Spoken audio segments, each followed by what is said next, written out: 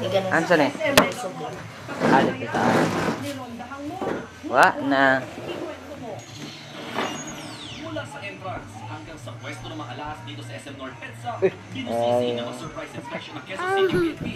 Pasado naman ng mga CCTV camera, pero sabi ng PNP, dapat meron nakatutok dito. Posiblero kasi nagkakapan na nakuha sa SM Mega Mall kung may nakabantay sa mga kuha ng CCTV, lalo't nakuna naman ang mga suspect. Yung CCTV, it should be a preventive system. Hindi yung may nangyari. Wag. Wag yan. Matanggal ang kurente. Wag yan. Di ano mo nga. Wag yan. Be. Be. Kay mangurente man eh.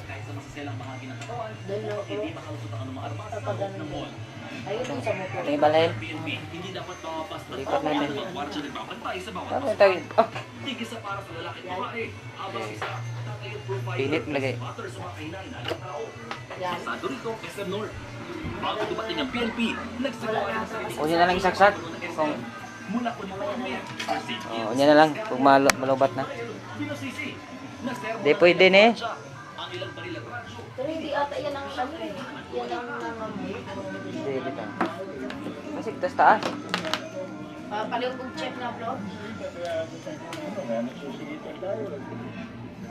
Ang dalawang security, pinagpapadas na mula sa gamit gaya ng maso.